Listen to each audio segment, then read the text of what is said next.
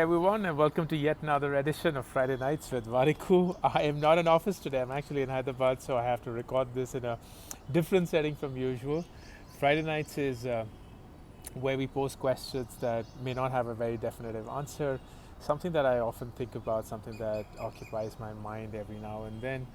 Um, and I'm reading this book called Alchemy by Rory Sutherland, who's one of the founding members of Ogilvy and Mather, one of the world's best known advertising agencies. And I love the book because it's articulated what I have been trying to ask for a really long time, and that is, why are we as humans so obsessed with solving problems physically? And allow me to elaborate.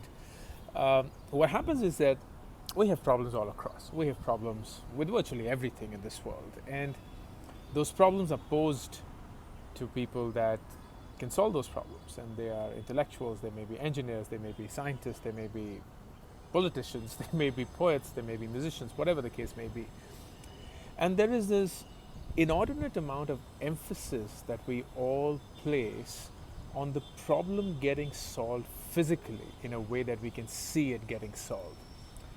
We would ask things that are broken to be fixed, and fixing it means repairing something, refurbishing something, creating something, making changes to something, physically changing the attribute of what that problem is.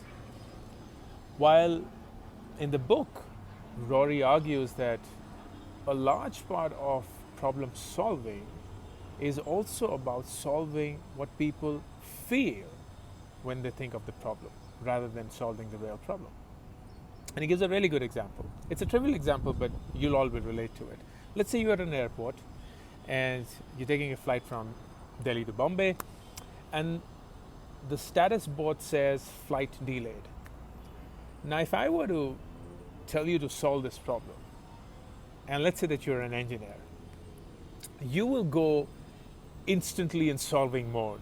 You will go into what we call the RCA, the root cause analysis. You will figure out why the plane got delayed. Was it stuck at the terminal itself? Was it delayed from the beginning? Was it delayed because of cleaning process? What really happened? So on and so forth. You will try and improve the process, fix the real thing that caused the delay, because that's what it is. You have to fix the problem, and the problem was flight delayed. But that's not really the problem, because the problem is that when consumers or passengers read flight delayed, they're not so much aggrieved about the fact that the flight is delayed. What they're aggrieved about is they don't know anything beyond that. So another alternative, maybe not equivalent of fixing the problem, is to say flight delayed by 20 minutes. Now, instantly what you've done is you've still not solved the problem, but you've brought in predictability to what the problem is. And now, if I were to ask you which is better, flight delayed or flight delayed by 20 minutes, almost all of you will say flight delayed by 20 minutes. Now, would that be better than flight not delayed at all? Of course not. But is it dramatically different from flight delayed by 20 minutes? No, it's actually not. And what you've done here is not solve the problem, but solve how people feel about the problem.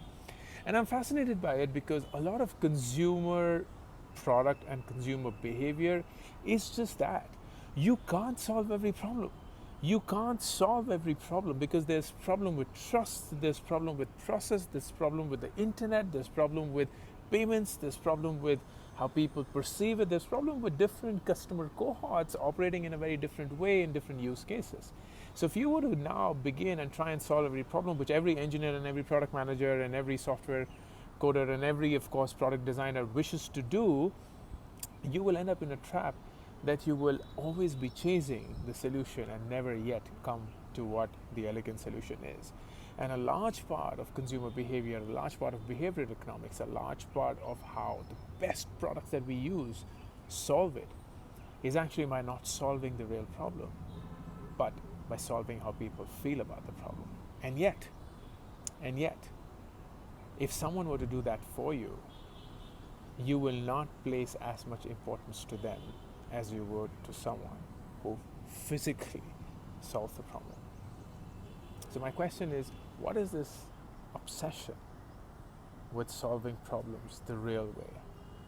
Why can't we try and solve problems the non-real way, in a way that we change how people feel about the problem, as against trying to solve the problem in the first go? I'd love to know how you are in either of these two choices.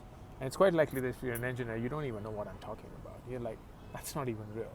You solve problems by actually fixing things and by solving the real problem. But just give it thought. Then maybe that's not what the world always needs. And if we do go about solving problems in a way that we're not really solving them, but solving how people feel about them, why is it so bad? Why is it that it's looked down upon? Why is it that it will possibly not get paid as much as someone who actually physically solves the problem? That's my Friday night for today. Until next time, I will see you all. Have a fantastic week and a weekend. And cheers.